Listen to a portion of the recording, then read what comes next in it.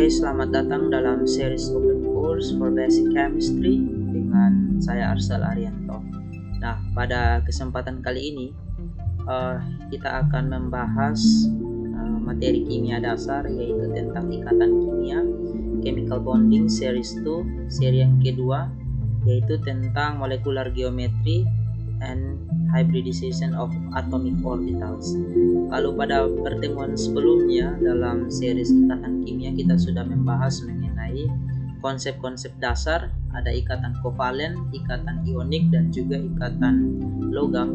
Pada kesempatan kali ini kita akan membahas ikatan kimia dalam materi yang berbeda, yaitu berkaitan dengan geometri daripada molekul dan juga hibridisasi orbital atom.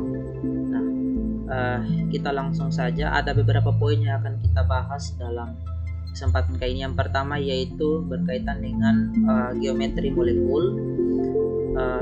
Kemudian kita juga akan membahas mengenai momen dipol. Yang berikut yaitu teori ikatan valensi.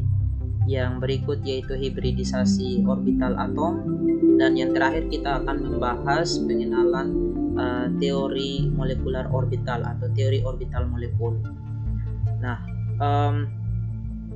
kita akan masuk pada yang pertama, yaitu berkaitan dengan geometri molekul. Pada pembahasan sebelumnya kita sudah membahas, pada seri sebelumnya kita sudah membahas ikatan kimia, jenis-jenis ikatan kimia, dan kita akan masuk dalam geometri dari molekul.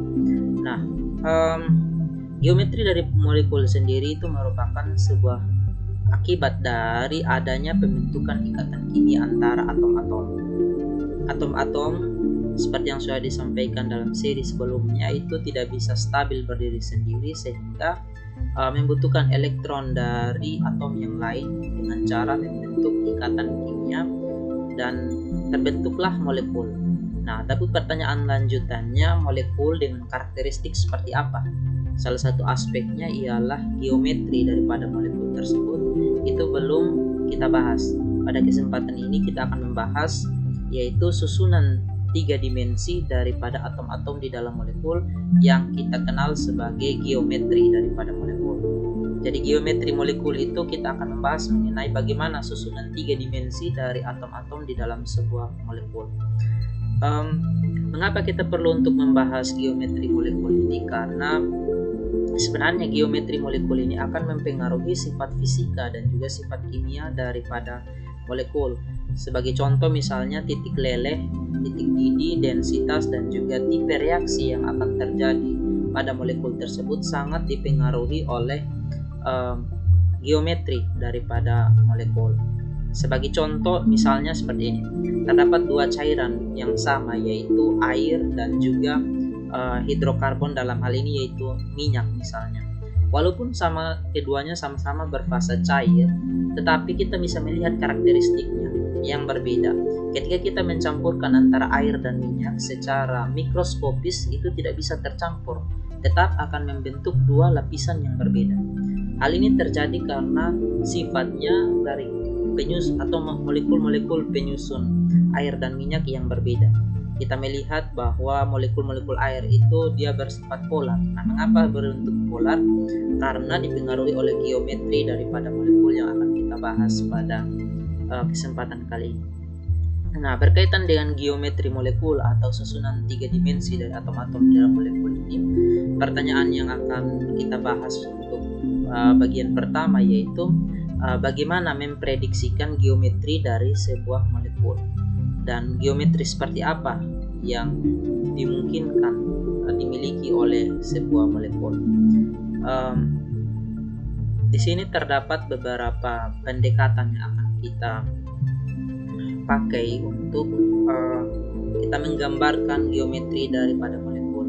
Secara umum terdapat teori, yaitu teori Vespers atau valence shell electron pair repulsion, atau teori tolakan pasangan elektron pada kulit valensi, yang mana geometri molekul itu akan kita lihat dengan asumsi bahwa atom-atom akan berikatan, kemudian meminimalisasi tolakan-tolakan yang terjadi dari pasangan elektron. Jadi geometri molekul itu terbentuk saat dimana tolakan-tolakan antar elektron itu minimal.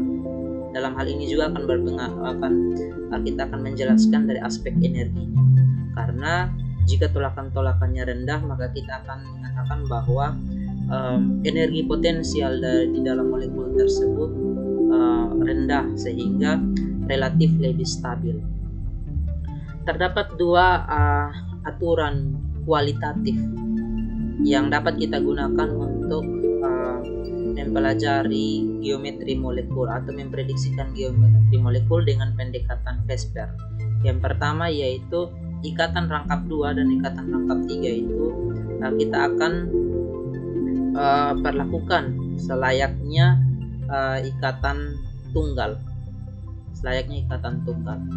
Jadi, tapi ini hanya merupakan pendekatan kualitatif. Secara kuantitatif tentu sangat berbeda antara ikatan tunggal dan ikatan rangkap 2, demikian juga dengan ikatan rangkap 3. Kemudian aturan yang berikut yaitu jika sebuah molekul memiliki 2 atau lebih bentuk resonansi, struktur resonansi, ini kita sudah bahas pada pertemuan sebelumnya, itu kita bisa mengaplikasikan model VSEPR pada salah satu strukturnya. Jadi kita akan membahas geometri molekul ini dengan pendekatan VSEPR untuk yang pertama. Yang akan kita bahas itu umumnya yaitu geometri dari molekul yang memiliki satu atom pusat, karena itu relatif lebih sederhana. Untuk geometri dari molekul yang memiliki lebih dari satu atom pusat, itu keseluruhan geometrinya itu relatif lebih sulit untuk kita prediksikan dengan model VSEPR. Biasanya para ilmuwan kimiawan membuat pemodelan komputasi untuk menggambarkan geometri daripada molekul tersebut. Jadi kita akan membahas terbatas pada atom-atom yang memiliki satu atom pada molekul yang memiliki satu atom pusat. Yang pertama untuk molekul dengan satu atom pusat, kita akan membahas geometri dari molekul yang atom pusatnya itu tidak memiliki pasangan elektron bebas. Kita sudah membahas mengenai pasangan elektron bebas, yaitu elektron-elektron yang tidak dilipat secara langsung dalam ikatan kimia, dalam pembentukan ikatan kimia. Jadi untuk molekul yang atom pusatnya tidak memiliki pasangan elektron bebas, itu terdapat beberapa geometri. Yang pertama yaitu geometri dia berbentuk linear, di mana contohnya yaitu BeCl2. Berbentuk linear di sini, maka sudut yang terbentuk antara kedua ikatan yaitu antara Be dengan Cl yang satu dengan Be dan Cl yang lain itu sebesar 180 derajat. Nah, kemudian yang berikut yaitu trigonal planar. Trigonal planar ini dia memiliki 3 pasangan elektron ikatan. 3 pasangan elektron ikatan, atom pusatnya tidak memiliki pasangan elektron bebas. Contohnya kita bisa melihat pada BeCl3. Sudut yang terbentuk yaitu 120 derajat. Dan yang keempat yaitu tetrahedral. Tetrahedral ini memiliki 4 pasangan elektron ikatan yang terbentuk antara karbon. Misal contohnya ada CH4, yaitu ikatan terdapat 4 pasangan elektron ikatan yaitu antara karbon dan hidrogen dan 4 atom hidrogen. Yang berikut yaitu trigonal bipiramida atau bipiramida trigonal. Contohnya PCl5. Di situ terdapat 5 pasangan elektron ikatan atau PEI, dan yang terakhir yaitu bentuk geometri oktahedral. Contohnya SF6. Artinya di situ terdapat 6 pasangan elektron ikatan. Jadi ini relatif sederhana untuk molekul dengan satu atom pusat dan atom pusat tersebut tidak memiliki pasangan elektron bebas. Itu terdapat 6 geometri yaitu linear, piramida trigonal, kemudian piramida trigonal planar, tetrahedral, kemudian bipiramida trigonal dan juga oktahedral. Nah, secara jelasnya kita akan melihat pada gambar ini contoh-contoh molekulnya. Itu untuk linear ada selain BeCl2 ada HgCl2 dan lainnya. Oh ya, di sini terdapat jumlah pasangan elektron, atau di sini terdapat jumlah pasangan elektron. Untuk linear terdapat 2 pasangan elektron ikatan. Untuk trigonal planar ada 3. Ini sudah kita bahas sebelumnya. Dan untuk oktahedral terdapat 6 pasangan elektron ikatan dengan sudut yang terbentuk yaitu sebesar 90 derajat.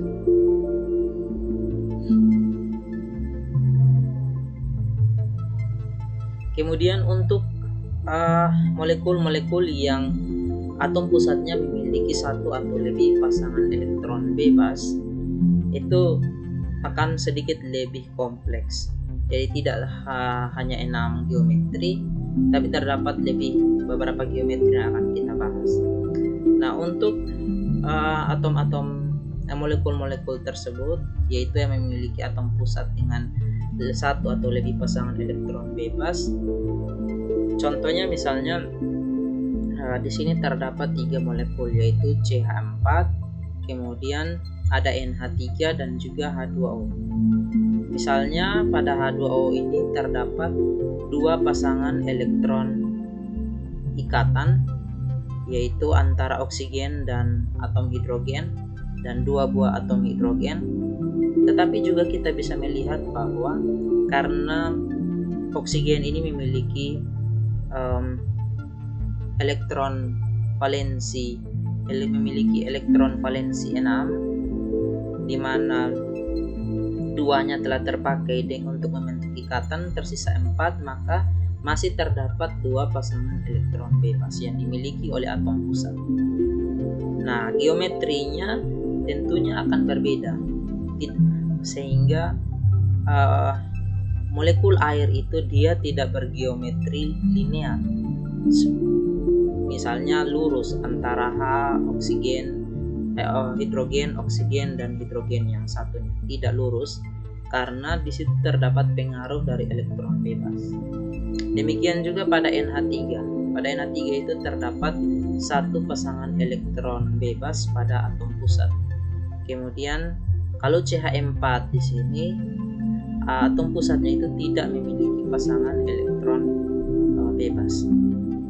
Nah, itu terdapat sebuah aturan yang umum untuk menggambarkan bagaimana besarnya pengaruh tolakan dari elektron bebas dan elektron ikatan, pasangan elektron bebas dan pasangan elektron ikatan.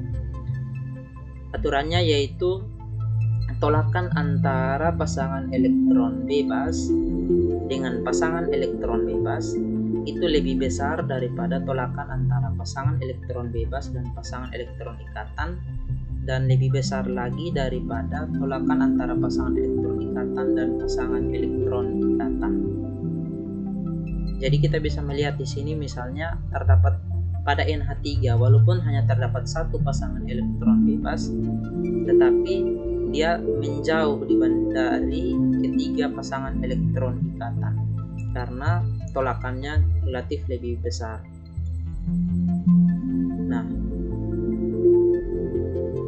adanya pasangan elektron bebas ini akan mempengaruhi sifat dan geometri daripada molekul tadi.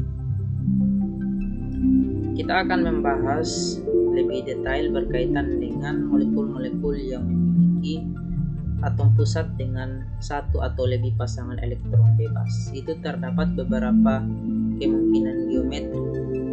Misalnya yang memiliki 1 pasangan elektron bebas. Contohnya yaitu pada molekul SO2. Di situ terdapat 1 pasangan elektron bebas pada atom sulfur, sehingga bentuknya tidak linear, tapi dia berbentuk bengkok atau bend. Walaupun susunan elektronnya itu trigonal planar, yaitu terdapat 3 pasangan elektron, tapi hanya 2 yang pasangan elektron ikatan dan 1-nya pasangan elektron bebas. Kemudian ada juga yang berbentuk piramida trigonal. Susunan elektronnya tetrahedral, susunan pasangan elektronnya tetrahedral, tetapi karena ada satu pasangan elektron bebas, maka dia berbentuk piramida trigonal. Contohnya yaitu pada NH3. Kemudian yang contohnya pada H2O, dia berbentuk V, yaitu karena adanya dua pasangan elektron bebas pada atom pusat oksigen. Itu dia berbentuk V.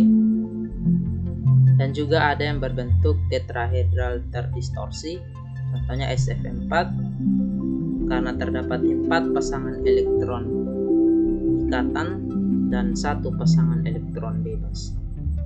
Jadi ini beberapa contoh, beberapa bentuk geometri dari molekul-molekul yang pasangan atom pusatnya memiliki 1 atau lebih pasangan elektron bebas. Dan ada lagi bentuk lain, misalnya bentuk T, contohnya ClF3, kemudian bentuk linear, masih bentuk linear walaupun dia memiliki 3 pasangan elektron bebas dan 2 pasangan elektron ikatan, tetapi hasil tolakannya itu membentuk geometri linear, contohnya I3-. Kemudian ada berbentuk square piramida dan square planar. Nah, dengan melihat beberapa bentuk geometri ini, itu kita bisa menentukan geometri dari molekul-molekul. Kita bisa memprediksikan. Tetapi bagaimana untuk memprediksikannya, yaitu mengaplikasikan model Vesper ini? Yang pertama tentunya kita harus membuat struktur Lewis, menuliskan struktur Lewis dari molekul yang ingin kita prediksikan geometrinya. Yang kedua, kita harus menghitung jumlah pasangan elektron yang terdapat yang dimiliki atom pusat, baik itu elektron ikatan maupun elektron bebas. Setelah itu baru kita bisa memprediksikan geometrinya.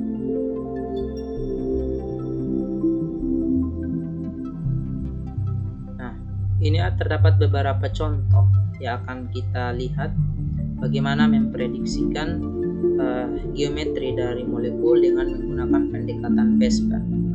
Yang pertama yaitu pada molekul AsH3. Di sini kita lihat AS memiliki nomor atom 33 dengan konfigurasi inti argon 3d10, 4s2, 4p3. Artinya di sini terdapat 5 elektron valensi. 5 elektron valensi, 3-nya dipakai untuk membentuk ikatan dengan atom hidrogen. Atom hidrogen yaitu 1s, dia hanya membutuhkan 1 elektron, dan masing-masing atom hidrogen membutuhkan 1 elektron dari AS, sehingga masih tersisa 1 pasangan elektron bebas yang dimiliki oleh AS ini, sehingga dia berbentuk geometri trigonal piramida. Yang berikut yaitu OF2. Pada OF2 ini juga dia berbentuk V. Dia berbentuk V karena di sini walaupun terdapat 2 pasangan elektron ikatan, tetapi terdapat 2 pasangan elektron bebas yang membentuk geometri tersebut. Kemudian ada AlCl4-. AlCl4- ini berbentuk tetrahedral, di mana seluruh elektron valensi Al ini terpakai membentuk 4 buah elektron ikatan dengan Cl pada AlCl4-. Nah, untuk yang berikut yaitu I3- berbentuk linear, dan yang terakhir yaitu pada C2H4 juga dia berbentuk geometri linear,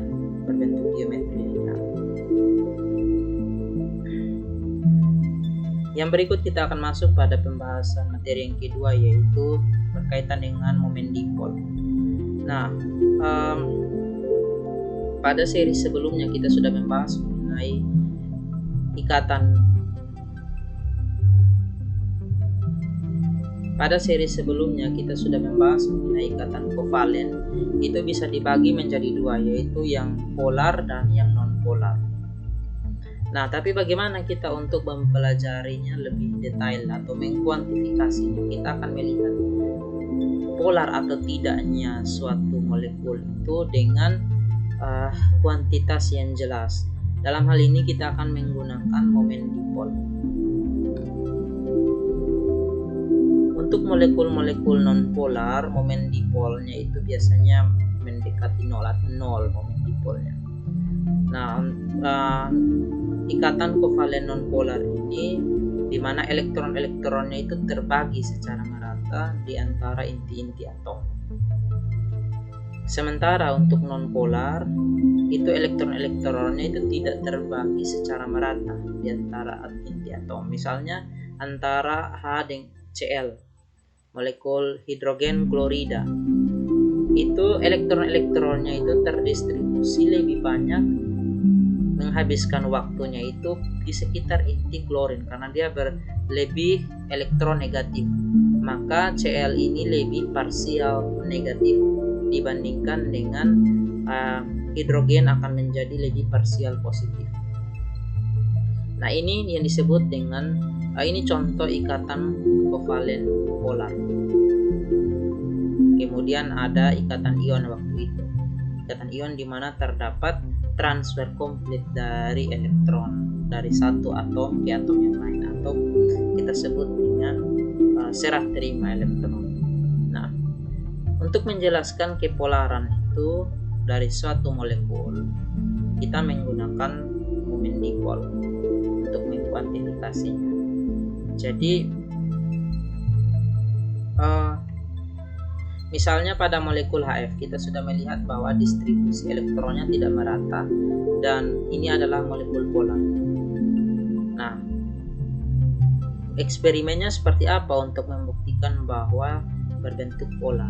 Misalnya molekul-molekul tersebut itu kita masukkan ke dalam medan listrik. Kemudian ketika di dalam medan listrik, ketika medan listrik tersebut dihidupkan, maka terlihat bahwa sisi-sisi positif atau parsial positif dari molekul itu akan mengarah ke kutub negatif dari medan listrik. Sebaliknya, sisi-sisi negatif atau parsial negatif dari molekul akan mengarah ke kutub positif dari medan listrik. Nah, ini adalah simbol dari momen dipol. Momen dipol ini merupakan satuan besaran vektor ya, besaran vektor.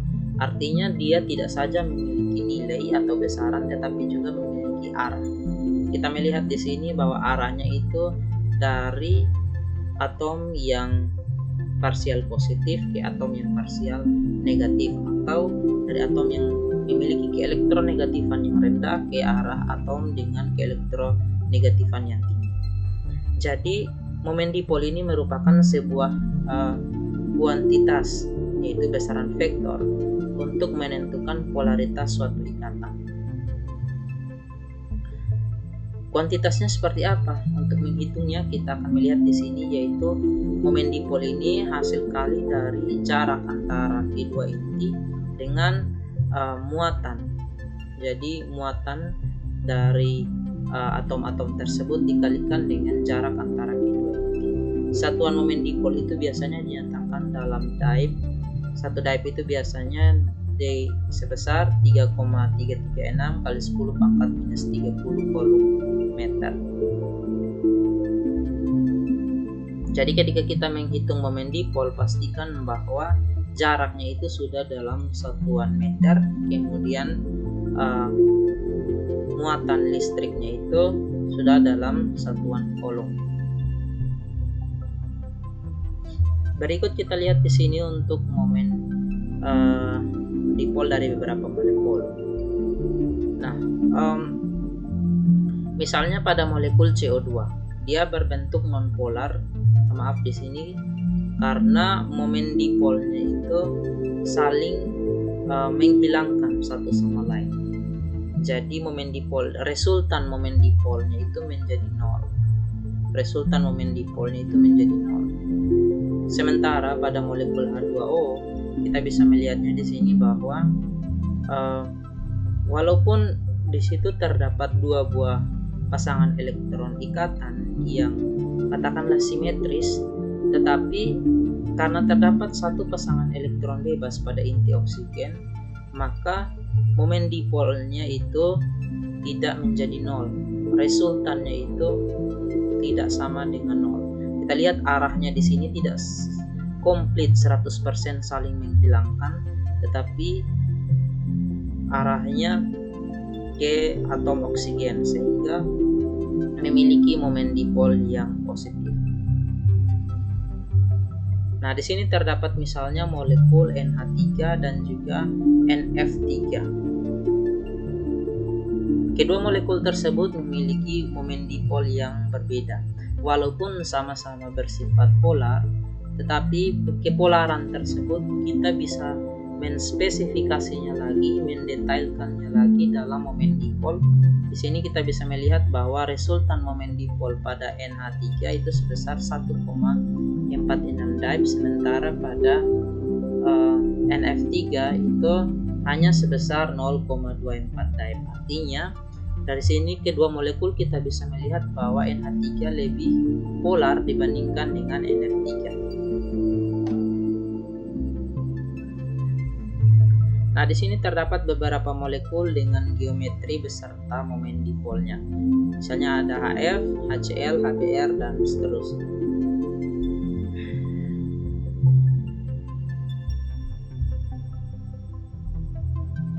Nah, selain untuk mengkuantifikasi kepolaran molekul, momen dipol ini juga bisa digunakan untuk membedakan molekul-molekul yang memiliki rumus molekul yang sama tetapi struktur yang berbeda.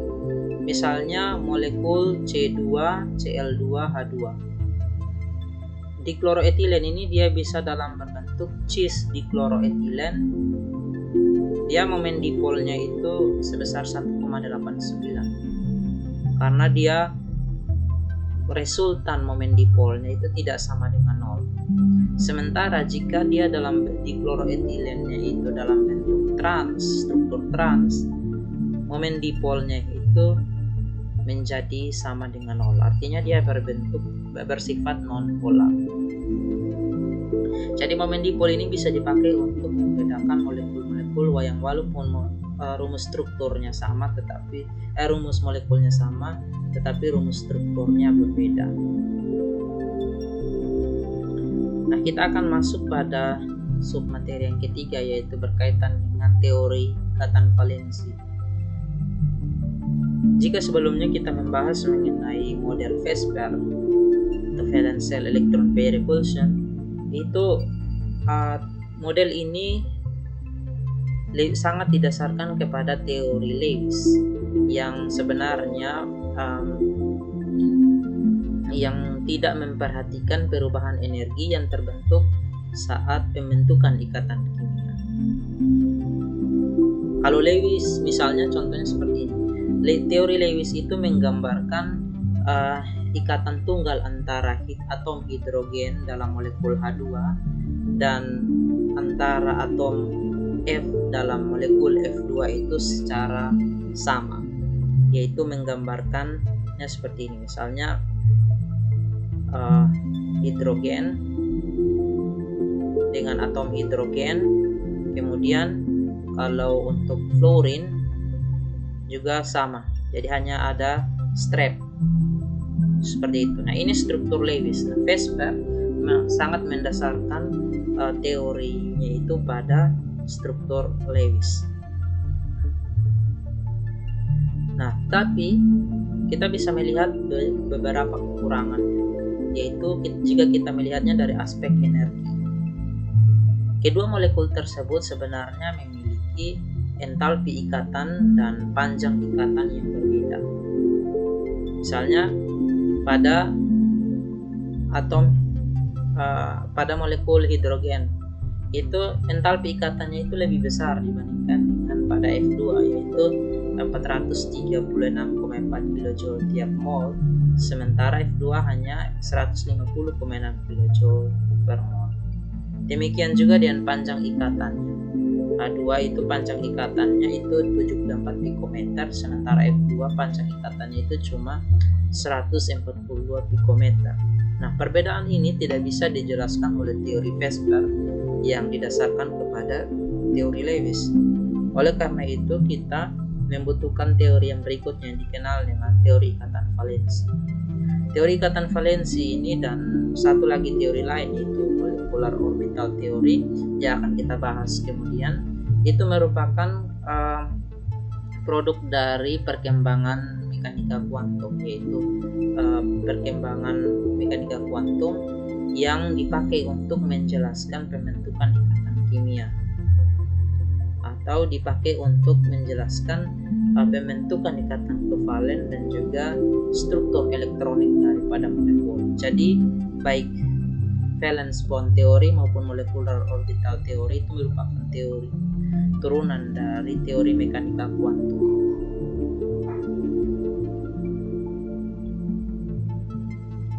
Kita melihat yang pertama untuk teori ikatan valensi ini itu sangat didasarkan pada Reis mengasumsikan bahwa elektron-elektron di dalam molekul itu menempati orbital atom, masing-masing atom. Jadi dia terdelokalisasi. Sementara kalau pada molecular orbital theory yang akan kita bahas lebih detailnya itu mengasumsikan pembentukan sebuah orbital molekul yang merupakan gabungan dari orbital atom. Nah, untuk teori ikatan valensi contohnya misalnya seperti pembentukan air. Kita melihat di sini atom hidrogen, kemudian atom fluorin. Pembentukannya itu terjadi karena adanya tumpang tindih orbital. Artinya terdapat ruang 3 dimensi yang dipakai secara bersamaan oleh orbital dari atom hidrogen dan orbital dari atom fluorin dalam pembentukan molekul air. Nah, di dalam teori ikatan valensi ini, seperti yang sudah disampaikan tadi, ikatan kovalen itu terbentuk melalui tumpang tindih orbital-orbital. Kemudian molekul yang stabil itu terbentuk ketika energi potensial yang terbentuk dari overlapping orbital tadi itu mencapai kondisi minimum, turun sampai kondisi minimum. Itu akan membentuk molekul yang lebih stabil. Contohnya ini, kita akan melihat pada pembentukan molekul H2 dari 2 buah atom hidrogen. Yang pertama pada jarak, ini kita melihat sumbu X-nya adalah jarak dalam hal ini yaitu jarak antara kedua atom, dan sumbu Y-nya adalah energi potensial. Misalnya pada jarak yang tertentu, jarak yang relatif lebih jauh, di sini energi potensialnya itu mendekati 0 karena memang belum terdapat interaksi yang signifikan. Kemudian ketika kedua buah atom itu kita didekatkan, maka di sini terjadi penurunan jarak ketika kedua atom didekatkan, dan juga terjadi penurunan energi potensial karena yang lebih dominan ialah gaya tarik antara inti dari satu atom dengan elektron yang lainnya. Kemudian kita didekatkan lagi sampai pada kondisi di mana energi dari molekul itu mencapai titik terendah. Nah, disinilah kondisi stabil daripada molekul. Bagaimana jika jaraknya itu didekatkan lebih lagi, jarak antara kedua atom didekatkan lebih lagi dari kondisi stabilnya? Maka kita melihat di sini bahwa energi potensial daripada sistem atau molekul tersebut naik secara signifikan. Artinya yang lebih dominan di sini tidak lagi gaya tarik menarik antara inti dan elektron, tetapi ada pengaruh gaya tolak menolak antara elektron dan elektron dari masing-masing atom, dan juga nukleus atau proton dan proton dari masing-masing atom. Sehingga pada titik yang tadi stabil itu jaraknya itu ternyata sekitar 74 pikometer. Nah, inilah yang merupakan jarak dari atom dalam molekul H2 yang stabil. Jadi itu bagaimana teori ikatan valensi ini menjelaskan pembentukan molekul H2 yang memperhatikan aspek energi. Nah, berikut kita akan masuk pada materi yang keempat, yaitu terkait dengan hibridisasi orbital atom. Sebelum kita masuk lebih jauh, kita akan membahas beberapa term yang dipakai di sini, yaitu yang pertama orbital. Orbital ini sendiri merupakan ruang 3 dimensi di mana terdapat kemungkinan untuk kita menemukan elektron atau kita bisa menyatakannya sebagai fungsi gelombang, yaitu fungsi gelombang kemungkinan ditemukannya elektron di dalam ruang 3 dimensi. Nah, teori hibridisasi ini sebenarnya hanyalah merupakan hypothetical atau hipotesis, teori hipotesis untuk menggambarkan bagaimana ikatan kimia itu terbentuk. Jadi teori orbital hibrid ini sebenarnya hanya merupakan sebuah teori hipotesis untuk menggambarkan pembentukan ikatan kimia. Sementara orbital hibrid sendiri merupakan orbital atom yang dihasilkan ketika 2 atau lebih orbital non ekuivalen itu dari atom yang sama itu terkombinasi membentuk sebuah orbital hibrid yang nantinya akan berpartisipasi dalam pembentukan ikatan kovalen. Jadi gabungan dari orbital-orbital atom yang akan membentuk orbital hibrid. Nah, di sini kita akan melihat bahwa orbital-orbital walaupun dalam satu atom tetapi kadang memiliki tingkatan energi yang berbeda. Misalnya 1s, 2s, 2p. Jadi semakin besar kulit atau tingkatan energinya itu, maka di sini kita bisa melihat misalnya pada 4s dan 3s itu memiliki tingkatan energi yang berbeda. Walaupun berada pada kulit yang sama tetapi subselnya berbeda, maka tingkatan energinya berbeda pula. Misalnya sama-sama pada kulit keempat, tetapi tingkatan energi 4s, subsel 4s dan subsel 4p itu berbeda.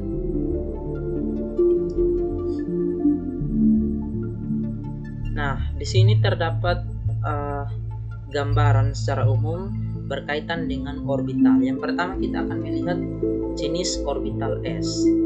Jenis orbital S ini kalau kita gambarkan sama seperti sebuah bulatan atau bola. Di sini terdapat sebuah diagram densitas yang menggambarkan bagaimana elektron-elektron tersebut terdistribusi. Atau kita bisa mengatakan sebagai probabilitas ditemukannya elektron-elektron pada orbital S di sekitar inti. Itu kita nyatakan dalam fungsi gelombang sebagai psi kuadrat. Psi kuadrat ini menyatakan probabilitas ditemukannya elektron. Kita bisa melihat jarak semakin dekat. Apabila jarak dari inti semakin jauh, maka probabilitas untuk menemukan elektron di sekitar titik tertentu itu semakin kecil, kurvanya semakin menurun.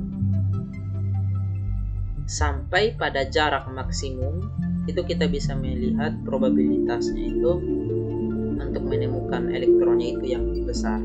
Nah, di sini kita bisa melihat jaraknya antara jarak atau diameter orbital 1s itu lebih kecil dibandingkan dengan 2s dan lebih kecil dibandingkan dengan 3s. Jadi ini penggambaran untuk orbital S. Yang berikut yaitu untuk orbital P. Nah, orbital P ini dia memiliki dalam penggambaran dalam eksperimennya itu memiliki gambaran yang berbeda dibandingkan yang orbital S.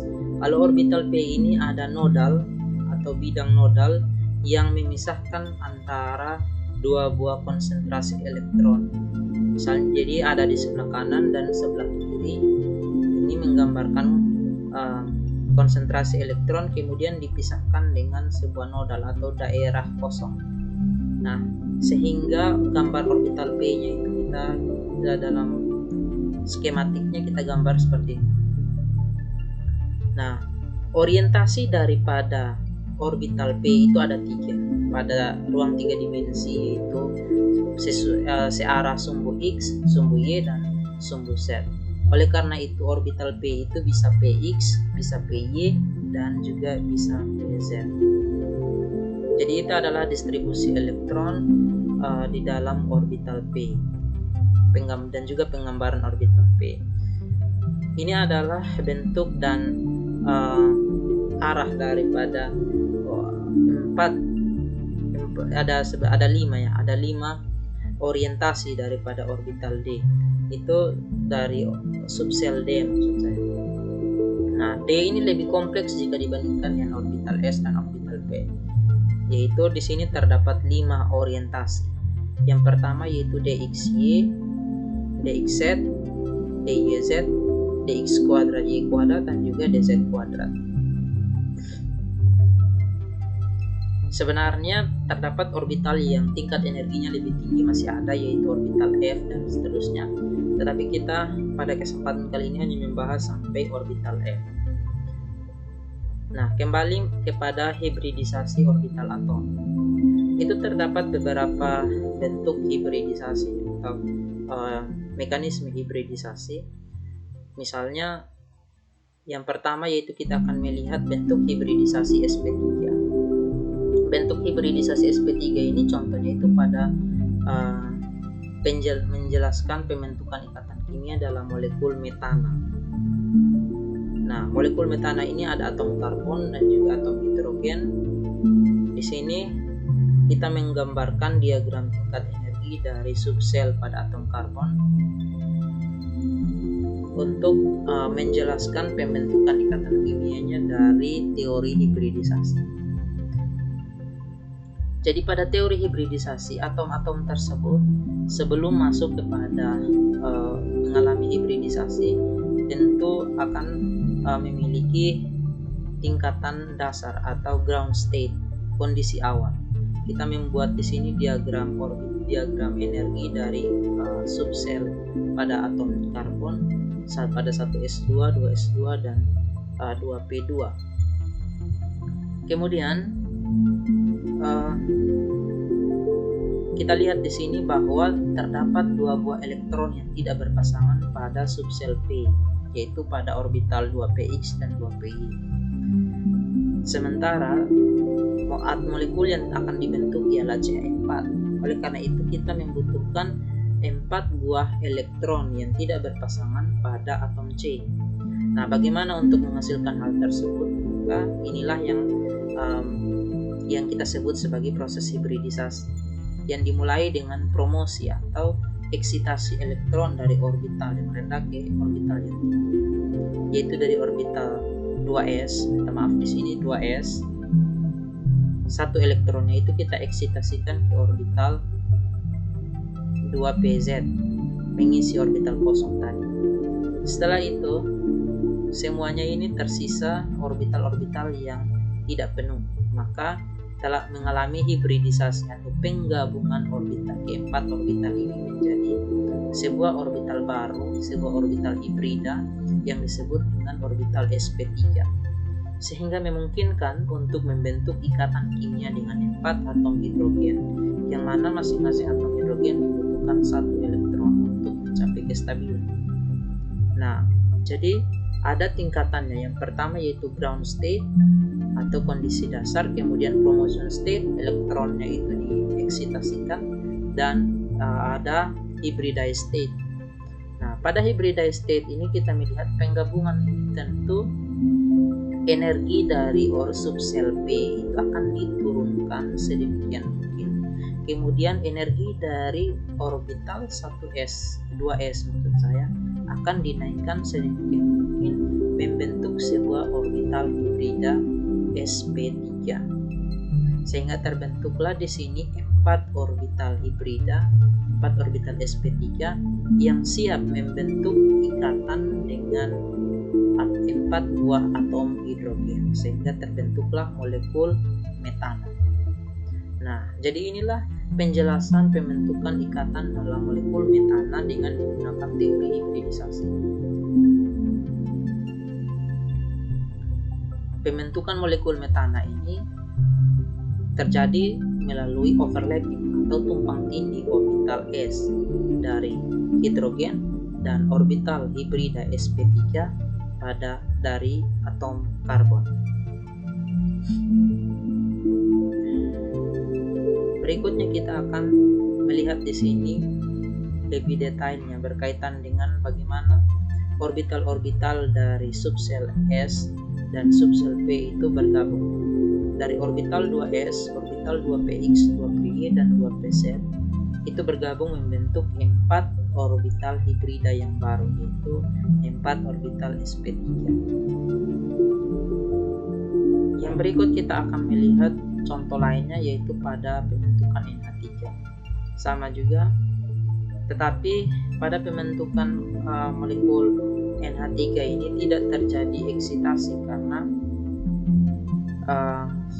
orbital-orbital itu telah memungkinkan pembentukan molekul NH3, yaitu di mana pada atom nitrogen ini telah memiliki 3 buah elektron yang tidak berpasangan.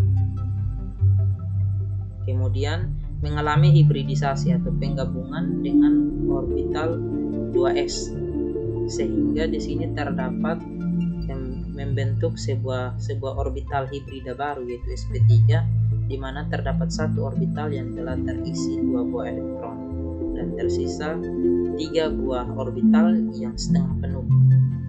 3 buah orbital yang setengah penuh ini akan membentuk ikatan pada molekul NH3. Nah, 1 orbital yang telah terisi penuh ini, yaitu oleh 2 buah elektron ini, akan membentuk yang kita kenal sebagai pasangan elektron bebas dari atom pusat. Jadi proses hibridisasi ada ground state, ada excitation state atau promotion state, dan juga bisa hybridized state. Tapi tidak selamanya hibridisasi akan diawali dengan eksitasi elektron, tidak selamanya. Jadi penggabungan orbital tidak selamanya harus diawali dengan promosi elektron dari tingkat energi yang lebih rendah ke orbital yang tingkat energi yang lebih tinggi.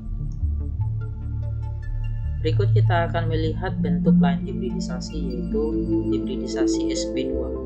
Contohnya itu pada molekul Bf3. P ini memiliki nomor atom 5, sehingga kita melihat di sini bahwa elektron valensinya 1 pada orbital 2p.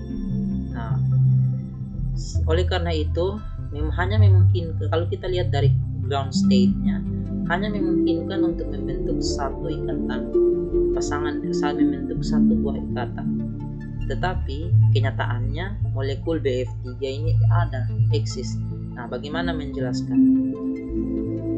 Penjelasannya ialah di sini terjadi promosi atau eksitasi elektron dari orbital 2s ke orbital 2py, sehingga membentuk 3 buah orbital yang setengah penuh. 3 buah orbital yang setengah penuh ini kemudian mengalami hibridisasi, membentuk 3 buah orbital hibrida baru yang disebut dengan orbital sp2. Nah, tapi tidak semua orbitalnya itu ikut terhibridisasi. Orbital kosong, yaitu 2pz, itu tidak ikut terhibridisasi. Nah, 3 buah orbital hibrida tadi lah yang akan siap untuk membentuk ikatan dengan atom F, 3 buah atom F, sehingga membentuk molekul Bf3. Jadi molekul Bf3 itu terbentuk melalui overlapping orbital hibrida sp2 dan juga orbital p dari dari atom F. Nah, di sini kita melihat bagaimana orbital-orbital tersebut bergabung, yaitu 2s, 2px, 2py membentuk 3 buah orbital hibrida yang baru, yaitu sp2. Berikut bentuk hibridisasi yang lain, yaitu hibridisasi sp. Contohnya pada molekul BeCl2. Pada molekul BeCl2 ini nomor atom Be yaitu 4, sehingga semuanya telah berpasangan. Di sini kita melihat bahwa kemungkinan kecil membentuk ikatan kovalen, maksud saya. Nah, tetapi di sini molekul BeCl2 ini eksis, ada artinya terdapat promosi elektron dari orbital 2s ke 2p, sehingga terdapat 2 buah elektron yang memiliki dua buah orbital dengan atom yang tidak berpasangan atau orbital setengah penuh. Dua orbital tersebut yang setengah penuh mengalami hibridisasi membentuk orbital sp. Artinya terdapat 2 orbital kosong yang tidak mengalami hibridisasi. Nah, 2 orbital hibrida ini sp inilah yang akan membentuk molekul BeCl2. Jadi 2 atom Cl ini yang terkombinasi dengan atom Be pada excited state, yaitu atau promotion state. Setelah promotion state, salah satu atom Cl itu akan membagikan elektron 2s-nya itu, dan atom Cl yang lain akan membagikan sebuah elektron 2p, membentuk ikatan non-ekivalen BeCl. Nah, itu kalau tidak ada teori orbital hibridisasi orbital atom. Tetapi pada kenyataannya kita bisa melihat bahwa ternyata ikatannya itu identical, ikatan antara Be dengan Cl1 dan Be dan Cl2. Artinya di sini terjadi hibridisasi atau pembentukan orbital hibrida,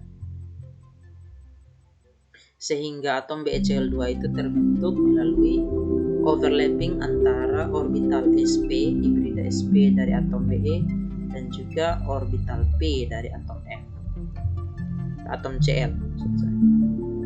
Nah, di sini kita melihat bagaimana orbital s, yaitu 2s dan 2px itu mengalami hibridisasi membentuk 2 buah orbital hibrida yang baru. Di sini terdapat beberapa gambaran umum atau ringkasan umum tentang hibridisasi orbital atom. Yang pertama yaitu konsep hibridisasi ini tidak bisa diaplikasikan di dalam atom terisolasi. Jadi ini hanya merupakan model teoritis yang dipakai untuk menggambarkan ikatan kovalen. Yang kedua yaitu hibridisasi ini yaitu pencampuran paling sedikit 2 orbital atom yang non-ekivalen. Kemudian jumlah dari orbital hibrida yang terbentuk itu sama dengan jumlah orbital atom yang berpartisipasi di dalam proses hibridisasi. Jadi contohnya tadi misalnya pada sp3 itu terdapat 4 orbital atom yang berpartisipasi membentuk 4 orbital hibrida yang baru.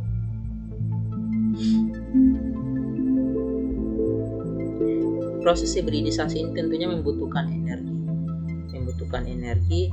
Kemudian untuk yang poliatomik itu juga bisa dijelaskan dengan menggunakan hibridisasi orbital atom ini, walaupun lebih kompleks dibandingkan dengan atom-atom yang lebih sederhana. Nah, sekarang kita akan melihat hibridisasi dari orbital sp dan d. Jika sebelumnya kita hanya melihat hibridisasi yang melibatkan orbital-orbital s dan juga p, sekarang kita melihat bagaimana jika orbital d juga berpartisipasi. Itu contohnya pada SF6.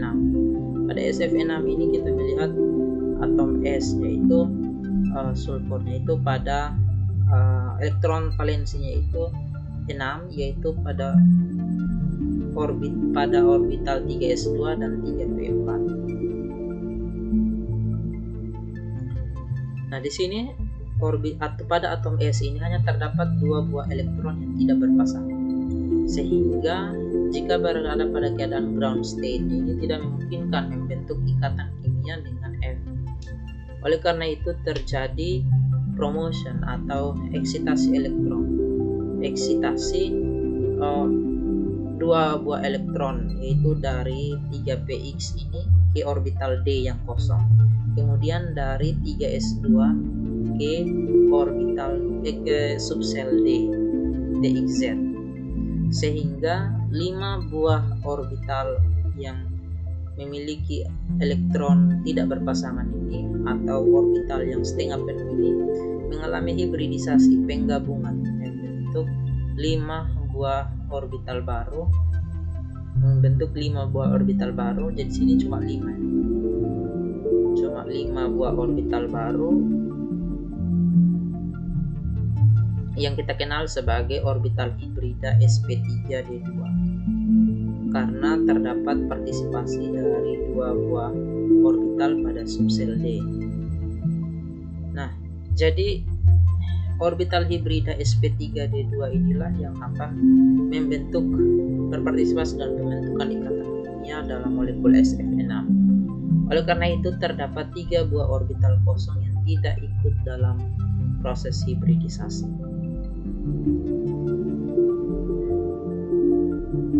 Nah, berikut kita akan melihat hibridisasi pada molekul yang memiliki ikatan rangkap 2. Contohnya itu pada molekul C2H4. Pada molekul C2H4 ini kita melihat pada keadaan ground state-nya itu atom C hanya memiliki 2 elektron yang tidak berpasangan pada orbit subsel P, sehingga akan sulit untuk pada keadaan ground state-nya membentuk ikatan menjadi molekul C2H4. Oleh karena itu terjadi promosi, yaitu elektron dari orbital 2s ke subsel P, sehingga membentuk 4 buah orbital yang setengah penuh dan mengalami hibridisasi. Yang terhibridisasi itu hanya 3 orbital yang mengalami hibridisasi, membentuk orbital sp2, sementara 1 orbital yang ada elektronnya tidak mengalami hibridisasi. Nah, orbital ini akan membentuk jenis ikatan yang berbeda. Mari kita lihat untuk orbital elektron-elektron pada sp2 itu akan yaitu orbital hibrida itu akan membentuk 3 buah ikatan kimia yang akan kita sebut sebagai ikatan sigma. Ikatan sigma ini yaitu hasil overlapping atau tumpang tindih orbital end to end atau ujung-ujungnya yang tumpang tindih. Sementara di sini ada 1 buah orbital yang tidak ikut hibridisasi tapi mengandung elektron, itu akan membentuk 1 buah ikatan lain yang kita akan sebut sebagai ikatan P. Ikatan P ini hasil overlapping side by side atau samping-samping, tidak overlapping atau tumpang tindih dari ujung-ujung. Nah, di sini kita akan lihat detailnya, yaitu pada molekul C2H4. Ikatan sigma merupakan ikatan kovalen yang terbentuk dari overlapping end to end atau ujung-ujung. Jadi kita lihat di sini misalnya antara atom karbon dengan atom karbon yang lain, tumpang tindih dalam pembentukan ikatan itu ujung ke ujung. Jadi densitas elektronnya itu terkonsentrasi di antara kedua buah atom yang membentuk ikatan. Sementara ikatan yang lainnya yang disebut dengan ikatan P itu merupakan ikatan kovalen yang terbentuk dari tumpang tindih sideways atau tumpang tindih side to side, samping-samping. di sini orbit densitas elektronnya itu tidak berada tepat di antara dua buah atom, tetapi itu terkonsentrasi di atas dan di bawah dari bidang inti, atau terdapat di atas dan di bawah dari ikatan sigma. Jadi kalau ikatan sigma tadi adalah ikatan yang terbentuk dengan overlapping end to end, sementara ikatan P itu terbentuk dari overlapping side by side. Jadi ini ikatan P, ini ikatan sigma. Nah, itu lebih kompleks untuk kita menjelaskan pembentukan ikatan tersebut dengan menggunakan teori hibridisasi.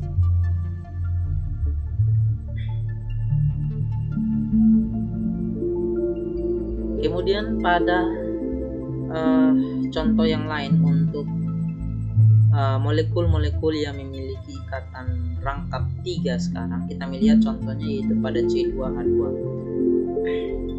pada etuna. Molekul etuna di sini sama terjadi promosi karena ground state-nya itu, konfigurasi ground state-nya itu orbitalnya tidak memungkinkan untuk membentuk ikatan dalam molekul C2H2. Terjadi promosi, dan bedanya dengan tadi pada C2H4, kalau pada C2H4 itu ada 3 buah orbital yang mengalami hibridisasi. Pada C2H2 hanya 2 buah orbital yang mengalami hibridisasi membentuk 2 buah orbital hibrid sp. Nah, inilah yang akan membentuk ikatan sigma, 2 buah ikatan sigma. Sementara ada 2 buah orbital yang terisi elektron namun tidak mengalami hibridisasi akan membentuk 2 buah ikatan P.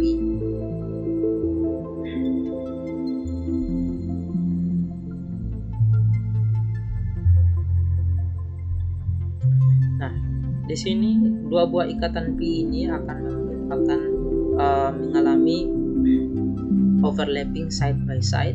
Kita lihat di sini untuk C2H2 lebih jelasnya ya, ini C2H2. Jadi ada pembentukan ikatan sigma, 1 ikatan sigma dan 2 buah ikatan P. Nah, 2 buah ikatan sigma ini dari masing-masing atom karbon itu satunya dipakai untuk membentuk ikatan dengan hidrogen, satunya lagi dipakai untuk membentuk ikatan dengan atom C yang lain. Nah, inilah yang akan membentuk ikatan sigma. Sementara untuk ikatan P-nya itu terbentuk dari orbital yang tidak mengalami hibridisasi. Jadi di sini masing-masing atom C itu terdapat 2 buah orbital yang tidak mengalami hibridisasi yang terisi elektron tidak berpasangan membentuk 2 buah ikatan P. Jadi dia overlappingnya side by side. Ini gambaran 3 dimensinya. Di sini terdapat beberapa skema hibridisasi, misalnya linear, trigonal planar, tetrahedral dan lain sebagainya dengan jenis-jenis orbital hibrida yang terbentuk. Ada sp, sp2, sp3 dan seterusnya.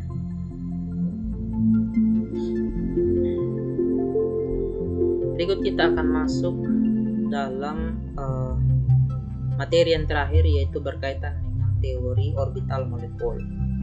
Kalau sebelumnya kita membahas mengenai teori ikatan valensi, itu menjelaskan pembentukan molekul dengan memperhatikan aspek energi, di mana teori ikatan valensi itu mengasumsikan bahwa elektron di dalam sebuah molekul itu menempati orbital-orbital atom.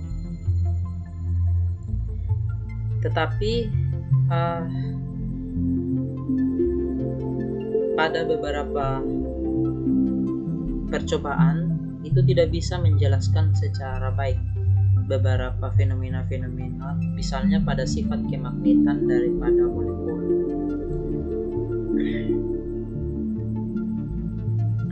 Kalau seperti yang sudah disampaikan tadi, bahwa teori elektrovalensi itu mengasumsikan elektron-elektron itu yang terdapat dalam molekul itu ditempatkan di dalam orbital-orbital atom. Sementara pada teori orbital molekul ini menyatakan bahwa elektron-elektron itu harus berada di dalam sebuah orbital karakteristik baru, yaitu gabungan daripada orbital-orbital atom.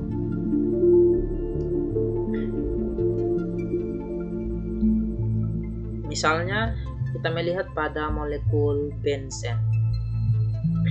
Pada molekul benzen ini, kalau dijelaskan dengan menggunakan teori ikatan valensi, itu terdapat 3 set ikatan pi yang mengalami lokalisasi. Karena teori ikatan valensi ini menyatakan elektron-elektron itu berada pada orbital-orbital atom. Jadi karena terdapat 3 buah orbital, ketiga buah ikatan pi, maka elektron-elektron juga akan terlokalisasi di dalam 3 set yang berbeda. Jadi seperti ini. Tetapi kalau di dalam teori orbital molekul itu menyatakan bahwa molekul yang terbentuk itu melalui pembentukan sebuah orbital karakteristik baru, yaitu molekular orbital, yang mana elektron-elektron itu bisa mobile, jadi tidak terlokalisasi di dalam set-set yang berbeda. Jadi bisa mobile dari satu tempat ke tempat yang lain di dalam orbital molekul tersebut. Nah, bagaimana bisa teori orbital molekul ini ada? Karena terdapatnya kekurangan fundamental di dalam teori ikatan valensi. Contohnya yaitu pada sifat kemagnetan dari molekul. Contoh misalnya pada molekul oksigen. Molekul oksigen ini jika digambarkan dengan struktur Lewis, yaitu terdapat dua buah ikatan pasangan elektron ikatan, dan terdapat 4 pasangan elektron bebas.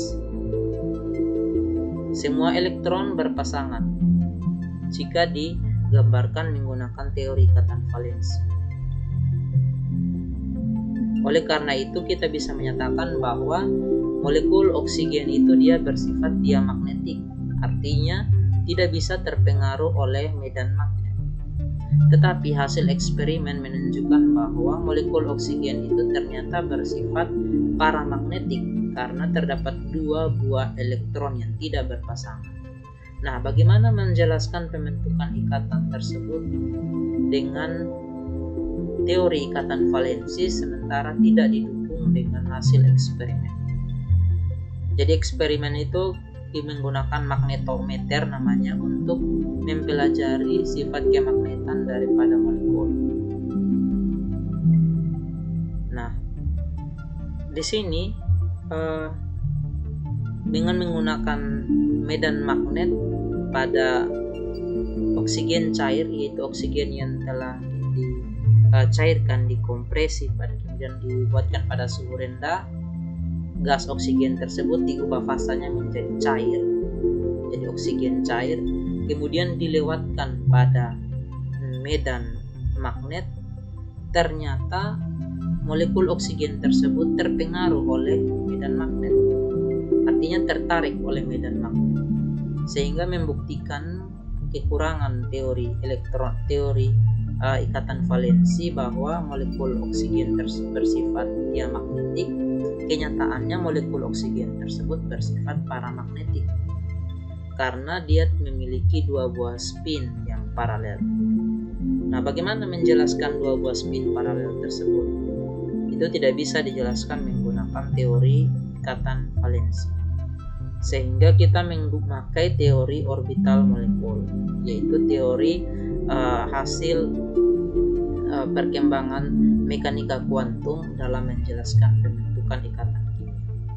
Nah, di dalam teori molekular orbital ini, orbital-orbital molekul itu juga direpresentasikan dalam bentuk membentuk fungsi gelombang, yaitu psi-MO, di mana jika dikuadratkan itu menggambarkan distribusi densitas elektron di sekitar inti di dalam molekul. Nah, di dalam teori orbital molekul ini akan kita kenal beberapa term atau beberapa istilah. Yang pertama yaitu ada bonding orbitals atau orbital ikatan, di mana elektron-elektron dalam orbital ini saling mendekat satu sama lain. Artinya membentuk ikatan atau interaksi konstruktif, membentuk ikatan kimia. Tetapi ada juga yaitu orbital antibonding. Orbital antibonding ini berbeda atau berlawanan dengan orbital bonding, di mana elektron-elektron dalam orbital ini saling menjauhi satu sama lain, membentuk anti ikatan. Kemudian ada orbital non-bonding, di mana elektron-elektron dalam orbital ini tidak memiliki pengaruh di dalam ikatan. Contohnya misalnya pembentukan molekul H2 dari dua buah atom hidrogen. Itu terdapat dua kemungkinan orbital yang bisa ditempati oleh elektron-elektron dari kedua buah atom. Yang pertama bisa orbital bonding dan bisa orbital anti-bonding. 1s antibonding. Pada orbital bonding ini energinya lebih rendah dibandingkan dengan antibonding. Jika elektron-elektron itu mengisi orbital bonding, maka densitas elektron itu semakin bertambah di sekitar inti. Maka akan terjadi pembentukan ikatan kimia. Sebaliknya, jika masuk ke dalam orbital antibonding, maka akan terjadi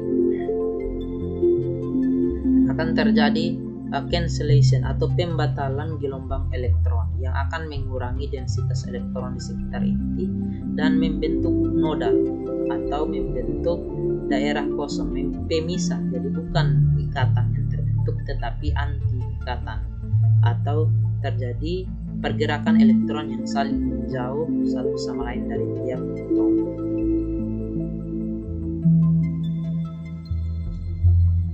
Contohnya misalnya dalam molekul HF.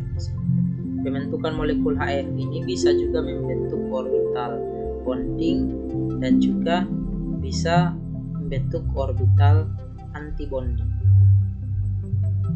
Pada orbital bonding ini harus diingat bahwa energinya itu lebih rendah dibandingkan dengan orbital antibonding. Nah, untuk orbital bonding sendiri, fungsi gelombangnya itu atau kombinasi gelombang itu mengalami interferensi konstruktif, saling membangun, sehingga amplitudo gelombangnya itu meningkat dan terjadi interferensi konstruktif. Sementara pada orbital anti bonding, interferensinya destruktif atau saling menghilangkan, sehingga amplitudo gelombang menjadi berkurang, maka akan membentuk nodal atau daerah kosong. Nah, di dalam orbital bonding molekular orbital itu memiliki energi yang lebih rendah dan stabilitas yang lebih tinggi jika dibandingkan dengan orbital atom asalnya, orbital atom pembentuknya. Densitas elektron itu terbesar, itu berada pada daerah sekitar inti. Kemudian orbital antibonding itu memiliki energi yang lebih tinggi, namun stabilitas yang lebih rendah dibandingkan dengan orbital atom asalnya atau orbital atom pembentuknya. Dan densitas elektronnya itu semakin berkurang, membentuk berkurang di sekitar inti hingga amplitudonya mendekati nol. Nah, di sini kita melihat bagaimana perbedaan interferensi konstruktif dan interferensi destruktif gambarannya. Interferensi konstruktif, amplitudonya naik sehingga di sini membentuk ikatan kimia. Sementara kalau interferensinya destruktif, amplitudonya berkurang, yang terbentuk ialah nodal.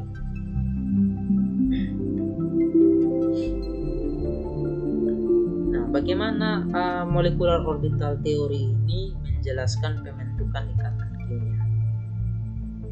Nah, kita akan membahasnya itu juga dalam beberapa term akan tetap masuk, yaitu ada tadi pembentukan ikatan bonding, kemudian antibond dan juga antibonding.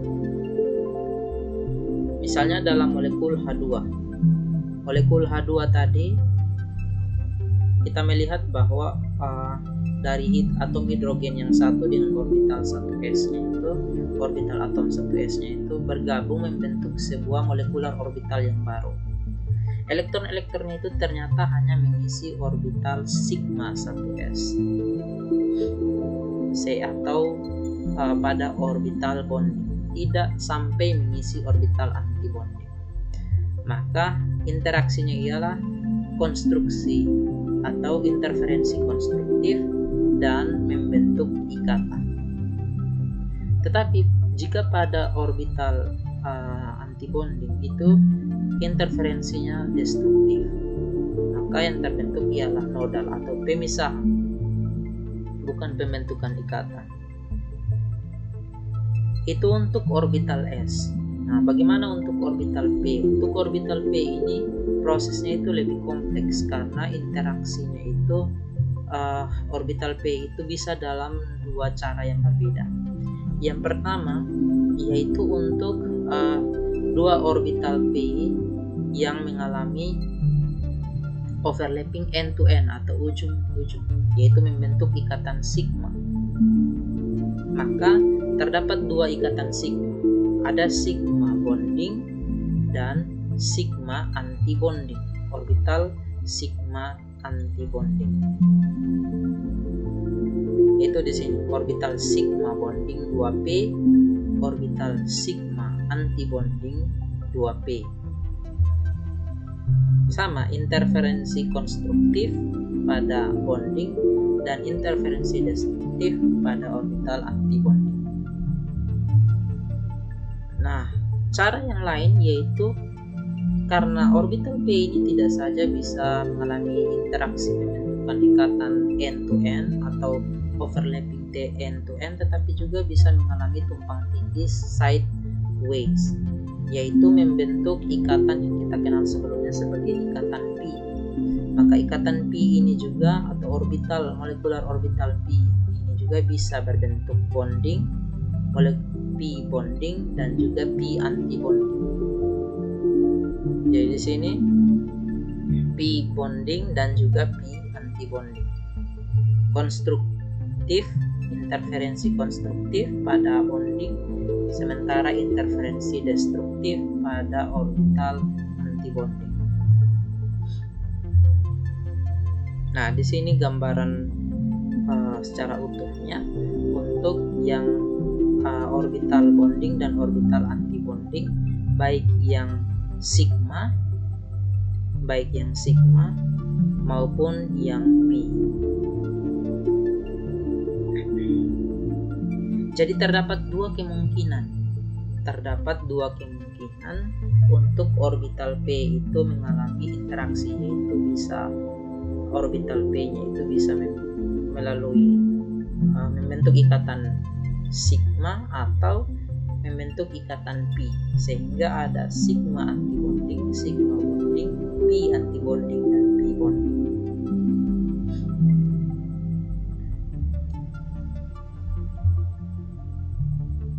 Nah, di sini terdapat bagaimana membuat konfigurasi molekular orbital.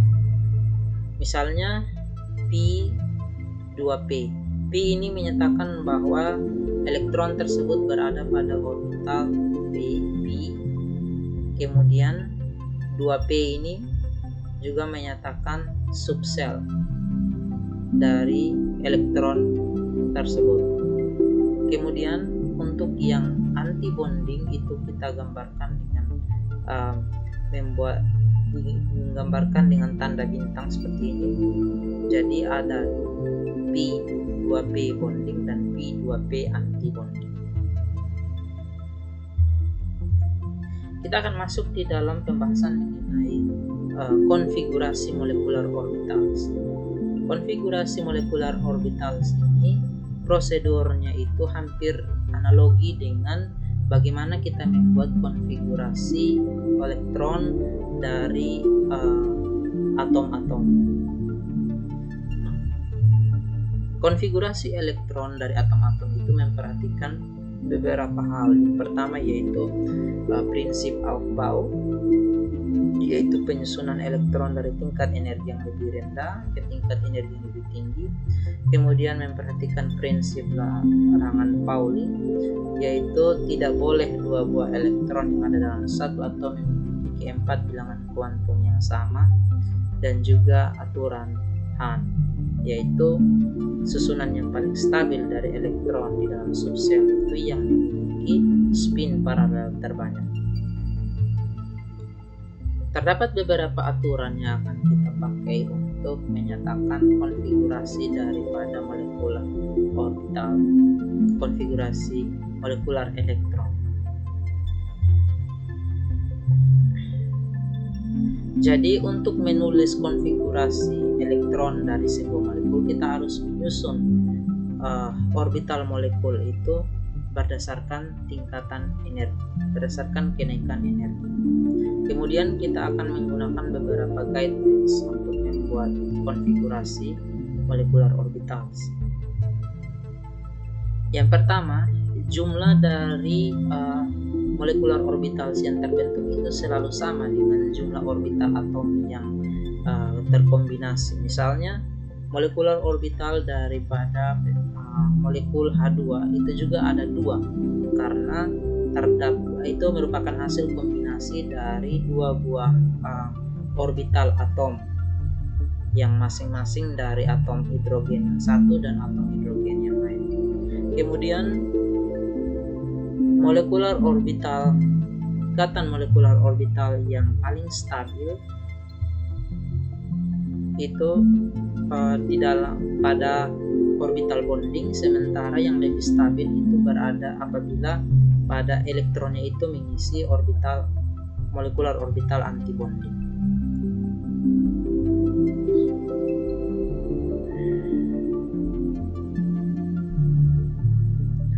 Nah, pengisian elektronnya itu juga kita menggunakan prinsip Aufbau, yaitu penyusunan dari tingkat energi yang kecil ke tingkat energi yang lebih rendah. Oleh karena itu, di dalam molekul stabil, jumlah elektron di dalam molekul bonding molekular orbitals itu selalu lebih besar jika dibandingkan di dalam orbital antibonding, karena kita akan menempatkan elektronnya itu pada tingkat energi yang lebih rendah. Tingkat energi yang lebih rendah ini adalah orbital bonding. Nah, di sini lanjutannya yang keempat, yaitu kita akan melihat seperti halnya orbital atom, di dalam molekular orbital juga itu tiap orbital itu hanya boleh terisi oleh 2 buah elektron dengan tanda spin yang berbeda. Itu berhubungan dengan sifat kemagnetan. Nah, jadi masih mengikuti prinsip larangan Pauli. Yang berikut yaitu ketika elektron ditambahkan ke dalam molekular orbital dengan tingkat energi yang sama, susunan yang paling stabil itu yang diprediksikan oleh aturan Hahn, yaitu dengan spin paralel yang paling banyak. Yang berikut yaitu jumlah elektron di dalam orbital molekul itu sama dengan jumlah dari semua elektron di dalam atom ikatan. Nah, itu beberapa guidelines atau panduan yang dapat kita pakai untuk menyusun konfigurasi dari orbital molekul atau molecular orbitals. Nah, kita melihat contohnya di sini, misalnya seperti ini. Di dalam penyusunan konfigurasi untuk molekul yang kita lihat ini molekul 2, 4, 5. molekul N2. Di dalam molekul N2, di sini atom nitrogen ini memiliki nomor atom 7 sehingga terdapat 5 buah elektron valensi yang berpartisipasi di dalam pembentukan ikatan. Duanya itu terisi pada orbital 1s, duanya pada 2s, dan satunya pada 2p. Karena terdapat 2 buah atom nitrogen, maka di sini akan menghasilkan atau akan membentuk sebanyak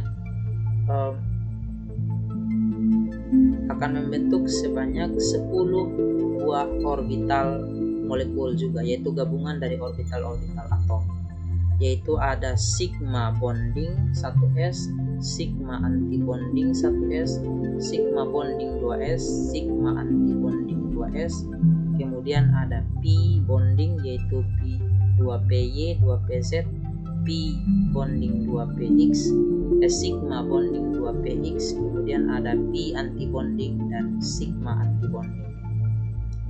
Nah, penyusunannya itu dari tingkat energi terendah ke tingkat penyusunan elektronnya dari tingkat energi terendah ke tingkat energi tertinggi. Nah, kita akan mempelajari tentang konfigurasi molekular orbital ini di dalam sebuah pertanyaan, yaitu mengapa molekul H2 itu ada sementara molekul He2 itu tidak ada, maksudnya tidak eksis. Itu bisa dijelaskan dengan menggunakan molekular orbital teori dan kita akan melihat bagaimana konfigurasinya.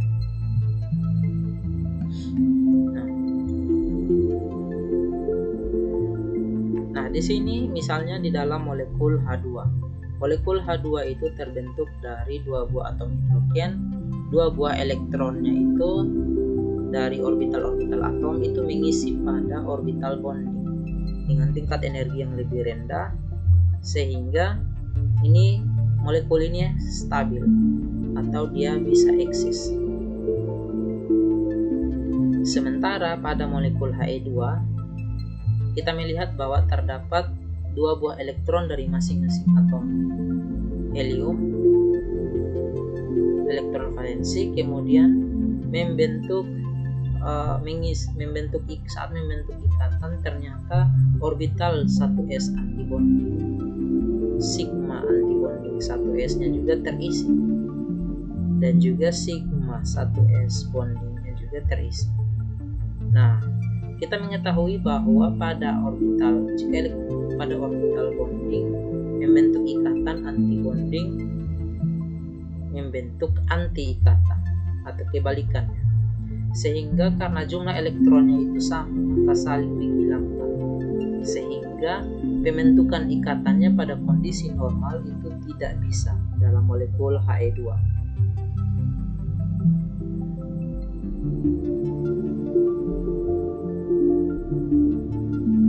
Oleh karena itu, total energi di dalam molekul He2 itu lebih besar jika dibandingkan di dalam total energi pada masing-masing atom He yang terpisahkan. Maka dia tidak stabil dan tidak eksis. Nah, untuk menjelaskannya itu kita menggunakan orde ikatan. Orde ikatannya itu 1/2 dari jumlah elektron yang terdapat di dalam orbital bonding kurang dengan jumlah elektron yang terdapat di dalam antibonding.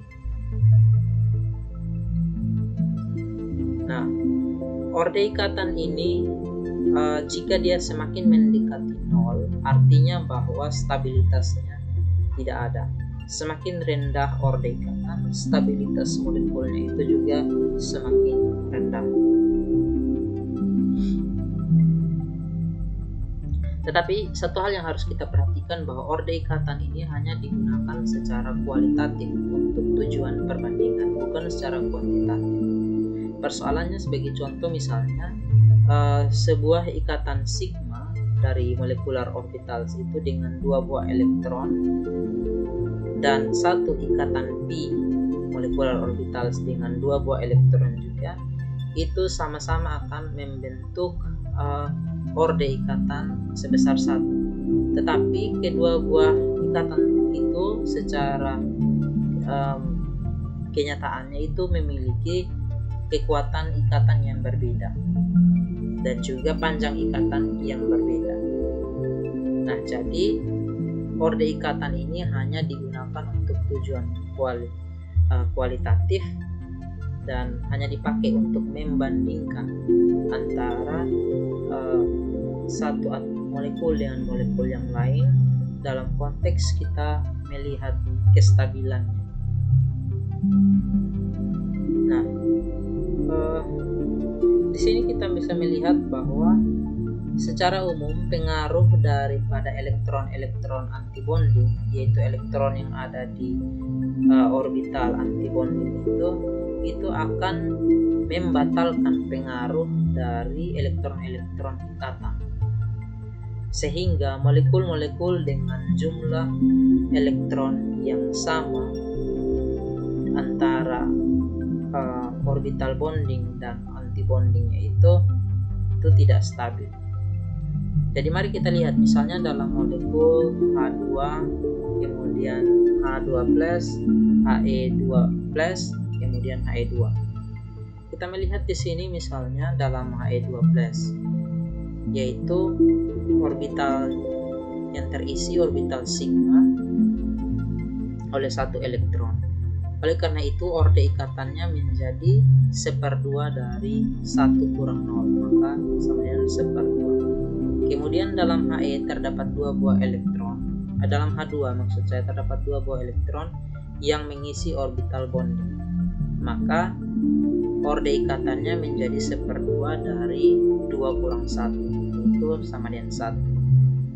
Sementara di dalam He2+ itu terdapat masing-masing terdapat 3 buah elektron yang mana terisi di dalam orbital 1s2, kemudian dalam bonding, dan juga ternyata terdapat 1 elektron di dalam orbital antibonding.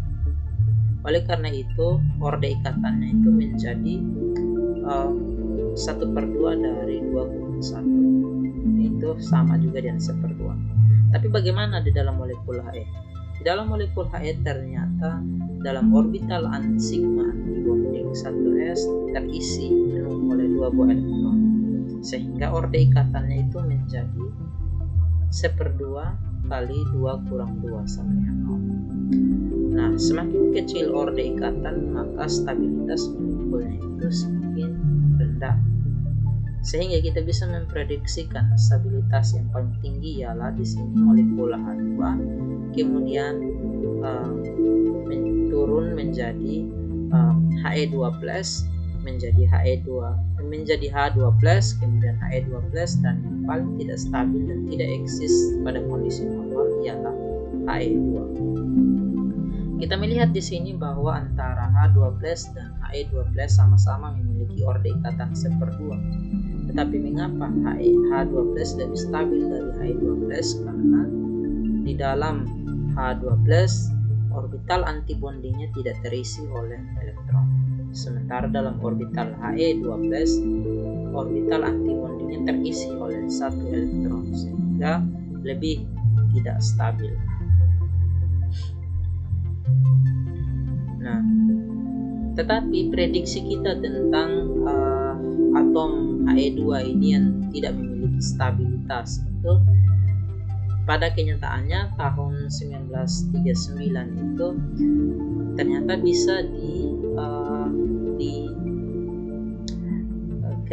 bisa dibuat atau bisa diciptakan di laboratorium, tetapi di dalam kondisi yang di kondisi tertentu. Jadi molekul He2 ini itu bisa dibuat di laboratorium, tetapi dengan memodifikasi kondisinya menjadi kondisi yang memungkinkan untuk membentuk molekul tersebut. Tetapi pada kondisi normal, pada kondisi alam bebas itu tidak bisa membentuk molekul He2. Nah, di sini kita akan melihat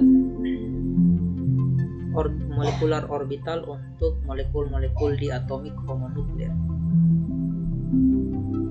Molekul-molekul diatomik homonukleer pada unsur-unsur periode kedua. Pada unsur periode kedua ini misalnya Li, Be, boron, kemudian karbon, nitrogen, oksigen, fluorin, dan neon. Nah, walaupun orbital antibonding itu memiliki tingkat energi yang lebih tinggi, tetapi dia orbital sigma antibonding 1s, dia lebih kurang stabil dibandingkan dengan orbital sigma 1s, sigma bonding 1s. Nah, tetapi orbital antibonding ini energinya itu lebih rendah dan lebih stabil dibandingkan dengan orbital sigma 2s, karena sigma bonding 2s memiliki tingkatan energi yang lebih tinggi. Sigma bonding 2s tingkatan energinya lebih tinggi dibandingkan dengan sigma antibonding 1s. Kita akan melihat beberapa konfigurasi molekular orbital dari unsur-unsur pada periode kedua. Masih dalam dalam molekul diatomik homonukleer. Misalnya pada molekul B2. Pada molekul B2 ini dengan jumlah elektron valensi B-nya itu 5. Maka di sini kita bisa melihat penyusunannya dari tingkat energi yang paling rendah, yaitu 1s, kemudian 2s, dan 2p. Nah, pada orbital P ini hanya terdapat masing-masing 1 buah elektron, sehingga total 2 buah elektron akan mengisi tingkatan energi P2py dan P2pz. Sehingga berdasarkan pengisian elektron di dalam orbital molekul sini, kita bisa membuat konfigurasinya, yaitu sigma 1s2, kemudian sigma antibonding 1s2, sigma bonding 2s, sigma antibonding 2s2, kemudian P2py1, kemudian P2pz1. Kemudian yang berikut contoh lain, yaitu pada molekul C2. Di sini konfigurasinya sigma 1s2 bonding, sigma antibonding 1s2, kemudian ada sigma bonding 2s2, kemudian sigma antibonding 2s2, dan terdapat juga elektron yang mengisi orbital P2py bonding dan P2pz bonding.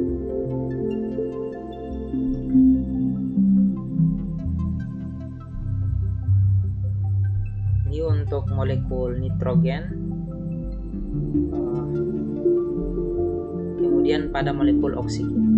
Nah, di sini kita melihat pada molekul oksigen ternyata memang betul bahwa terdapat 2 buah elektron yang tidak berpasangan atau memiliki spin paralel. Nah, 2 buah elektron yang tidak berpasangan ini yang dijelaskan dengan teori orbital molekul ini, yang secara memuaskan bisa menjelaskan hasil eksperimen bahwa molekul oksigen itu ternyata bersifat paramagnetik karena terdapat 2 buah elektron yang tidak berpasangan, itu tepatnya pada orbital P antibonding 2px dan P antibonding 2pz.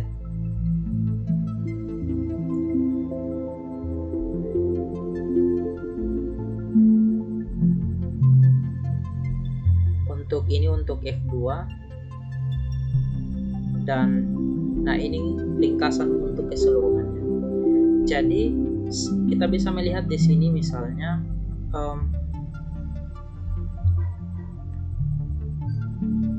orde ikatannya itu semakin besar, misalnya pada di sini yaitu N2 orde ikatannya lebih besar, entalpi ikatannya itu semakin tinggi. Artinya semakin sulit untuk memutuskan ikatan tersebut. Ikatan tersebut semakin kuat dan panjang ikatannya itu semakin kecil. Nah, ternyata kalau kita menggunakan teori molekular orbitals, itu bisa secara memuaskan menjelaskan sifat-sifat magnetik, kemudian juga sifat energetikal, dan juga panjang ikatannya itu bisa dijelaskan dengan baik menggunakan teori molekular orbitals. Nah, di sini secara detail menggambarkan diagram energi dari molekular orbitals dalam pembentukan molekul Li2, Be2, B2, C2, N2, O2, dan F2. Oke, di sini terakhir kita akan melihat bagaimana perbedaan antara penjelasan teori ikatan valensi dan teori molekular orbitals dalam menjelaskan sifat kemagnetan molekul oksigen. Yang pertama, jika kita ingin menggambarkannya dengan menggunakan struktur Lewis,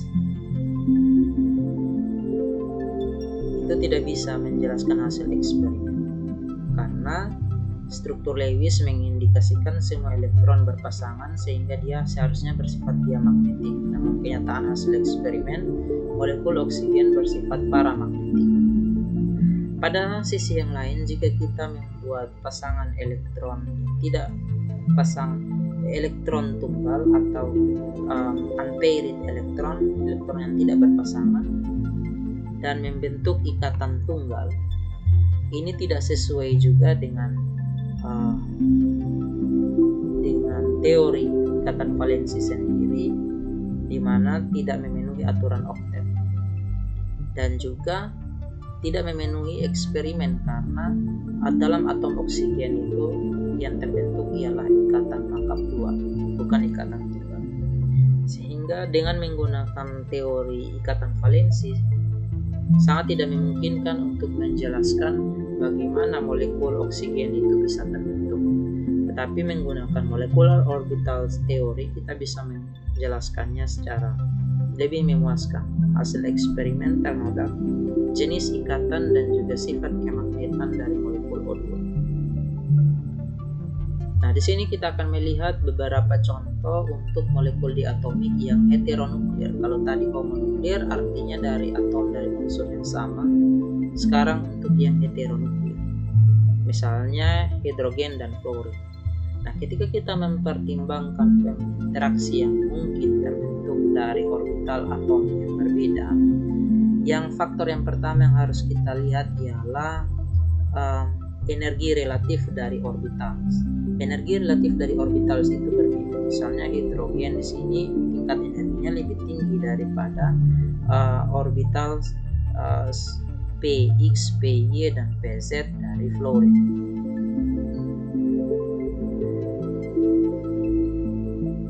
Hal ini mengapa kita harus memperhatikan interaksi, kita harus memperhatikan energi relatifnya itu karena interaksi orbital yang lebih efektif itu terjadi jika mereka memiliki tingkatan energi yang sama atau hampir sama. Semakin besar perbedaan tingkatan energi antara orbital, semakin kecil interaksi orbital tersebut.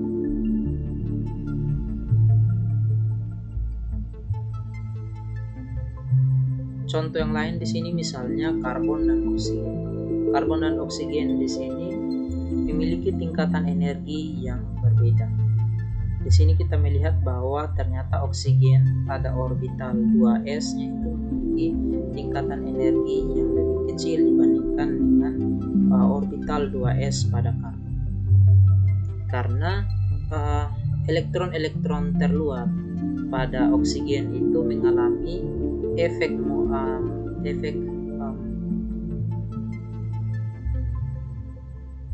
muatan inti efektif yang lebih besar. Muatan inti efektif ini kita sudah bahas dalam seri sebelumnya.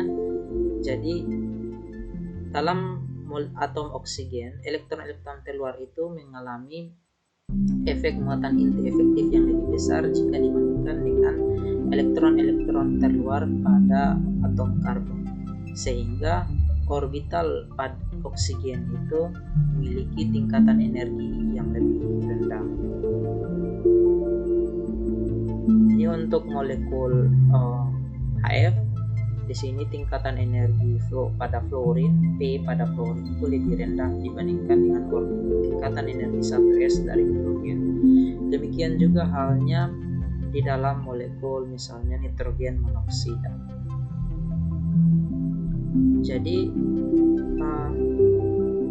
tingkatan energi yang lebih kompleks ini, yaitu untuk atom-atom heteronukleer ini, harus kita memperhatikan tingkatan energi tersebut, karena hal ini berbeda dengan atom-atom mononukleer. Oke, demikian pembahasan kali ini. Kita akan bertemu lagi pada pembahasan selanjutnya.